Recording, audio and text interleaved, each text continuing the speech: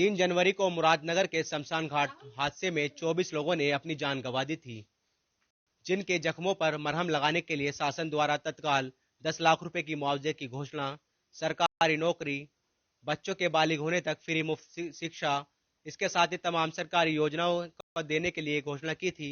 लेकिन वहीं दूसरी ओर इस हादसे में घायल हुए लोग, अभी भी कुछ लोग ऐसे हैं जो खुद ही अपने पैसों से अपना इलाज करा रहे हैं और उनकी नौकरी पर संकट आ गया है। हालात यहाँ तक आ गए हैं कि उनको घर चलाना मुश्किल हो रहा है। ऐसे ही एक घायल हमारे साथ मौजूद है जिनका नाम फिरन सिंह है, उनसे बातचीत कर लेते हैं कि आखिर उनको समस्या का सामना करना पड़ रहा है। फिरन सिंह जी, आप इस हादसे में घायल हुए हैं, तो आपको सरकार द्वारा इलाज की कुछ किया कराया नहीं गया? नहीं, अभी कुछ नहीं है। मैं तो जो है जो अपने बाहर से लेकर के उधार लेकर के वही लगाए जा रहे हैं, वही से अपना इलाज और दवा गोली घर पे अपने खर्चा चलाया जा रहा है। फिरन सिंह जी, जो हमने देखा था जो घायल हुए हैं उसमें तो शासन ने घोषणा की थी उनका इलाज फिर मुफ्त कराया जाएगा, दवाई का खर्चा सरकार उठाएगी। नहीं, डॉक्टर तो आ रहे हैं लेकिन जो वैसे आधिकारिक घोषणा नहीं हो रही, जो इलाज कुछ राहत राशि के लिए वो ऐसा कुछ नहीं दे पा रहे अभी। क्या दिक्कत हुई थी आपको हादसे, कहाँ का चोट लगी? ये मेरे सिर में लगी थी, आंख में लगी थी, पैर में है, दोनों पैर में लगी हुई है, घुटने में वही कंधे में चोट लगी हुई है। ट्रीटमेंट कहाँ हुआ आपका? ट्रीटमेंट इसमें ये पहले इसमें डेंटल में गए थे, उसके बाद में राजनगर शिवम हॉस्पिटल में गए थे, शिवम हार्ट सेंटर राजनगर में, वहाँ से मैंने इलाज कराया था। खर्चा किसने किया उसका? वो बस अपने से इधर उधर से लोगों से लेकर के उनसे उधार लेकर के वो कराया था, अपने बिल अपने पैसे से कराया, मेरे पे बिल हैंगे वो। सरकार ने नहीं दिया उसका खर्चा? वो कुछ नहीं, सरकार ने भी नहीं दिया। ये समस्या बताइए आपने प्रशासन के अधिकारियों की, ऐसे हमने खर्चा खुद दिया है। और वो कह रहे हैं आ रहे हैं, देख देख के चले जाते हैं, कुछ वो बोल देख नहीं जाए, कुछ देख के चले जाते हैं। लेकिन आपको कोई सरकारी इस योजना का लाभ नहीं मिला है अभी। अभी कोई नहीं। क्या चाहते हैं फिर आप? भाई हमें भी जो जैसे सरकार उनको दे रही, हमें भी थोड़ा सा ध्यान रखे, थोड़ा सा। हम भी तो उसी घटना में शामिल थे। भाई यही सरकार से यही उम्मीद करेंगे, थोड़ा जब उनको दिया था हमें भी थोड़ा ध्यान रखे, हम भी तो उसमें शामिल थे, हम भी तो उसमें इंजर्ड हैं, मर जाते थे, बीजेपी तो देते हैं हमें। आप अपने घर के कमाने वाले हैं, आपकी जिम्मेदारी है, आपके बच्चे भी हैं, तो ऐसे में आप खुद ही चरपाई पर लेट गए तो किस तरीके से घर चला रहे हैं अब? अब तुमने उधार ले दे के अब थोड़ा सा चल रहा है, जैसे भी अपने जैसे तैसे जो ले दे के कर रहे काम को। दिक्कतें हो रही हैं बहुत ज्यादा। दिक्कत परेशानी है जी। तो जॉब क्या करते थे आप? बस प्राइवेट नौकरी, थोड़ा बहुत ऐसी छोटा मोटा काम सा जो भी मिल जाए। तो अब वो नौकरी आपके पास रहेगी या छूट जाएगी? अब क्या कह सके जी, जब तक बेड रेस्ट है जब तक क्या रहेगी, क्या क्या कर पाएंगे। कह सकते हैं कहीं ना कहीं खतरा आ गया आप घर चलाने पर।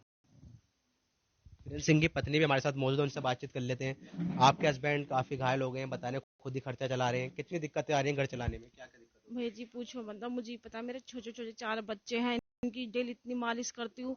उधर तो सब कुछ राशन भी पानी भी, और हमारे यहाँ इधर 4 घायल हैं, चारों को कुछ मदद नहीं है, नहीं पैसों से नहीं राशन से, किसी चीज से मदद नहीं है। और हम जैसे कर रहे हैं, हमें पता है कि हम इन्हें अपने पास से ही दवाइयाँ ला रहे हैं, प्राइवेट बस डॉक्टर आते हैं देख के चले जाते हैं, और हमारे पास सारे बिल हैं, हमने अपना ही अपने पैसों से इलाज करवाया, कोई हमारी तरफ से सरकार की तरफ से कोई नहीं है भी, फ्री फ्री कुछ फ्री नहीं।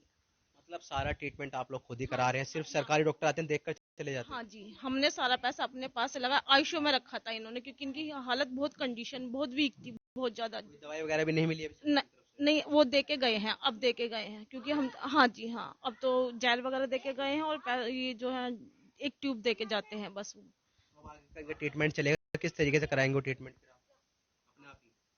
देखो भैया, जो उनसे तो कोई आराम लगना नहीं, तो हम अपनी गोली अपने आप ही कराएंगे, हम अपनी दवाई गोली, जब कोई हमारी सुन रही नहीं तो हम क्या करेंगे हैं।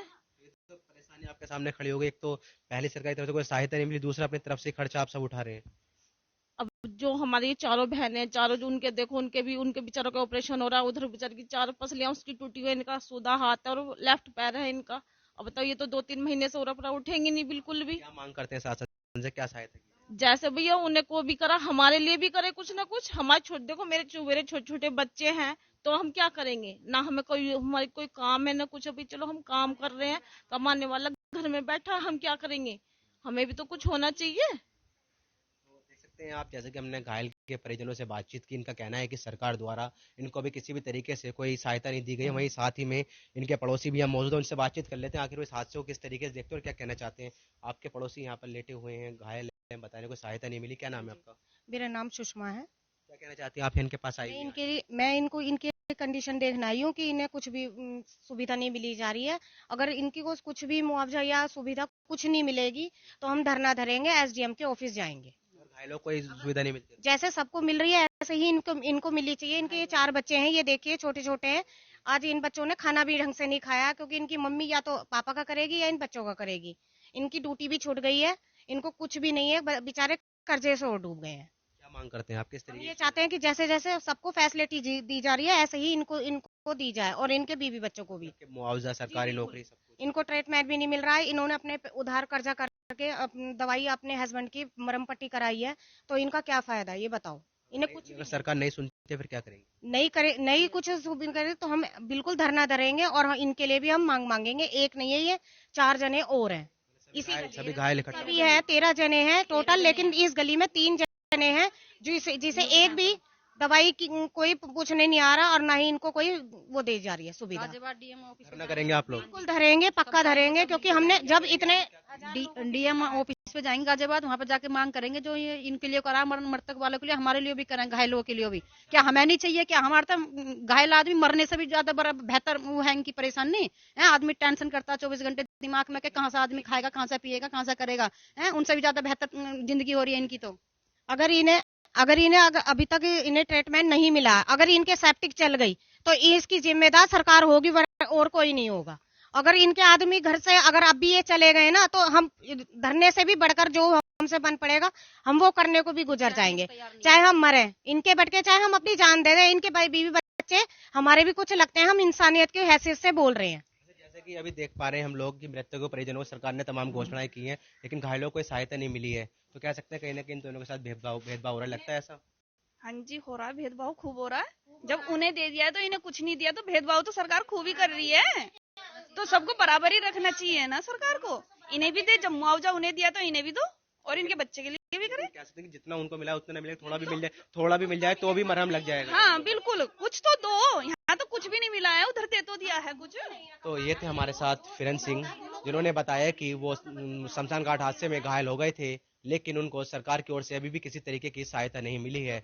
इसके साथ ही फिरन सिंह के पड़ोसियों का और परिजनों का कहना है कि अगर सरकार इनकी मांगे पूरी नहीं करती या परिवारों को आर्थिक सहायता नहीं देती, तो मजबूरी में इनको गाजियाबाद जिलाधिकारी ऑफिस के सामने धरना देना पड़ेगा। वसीम अहमद, ETV भारत, मुरादनगर, गाजियाबाद।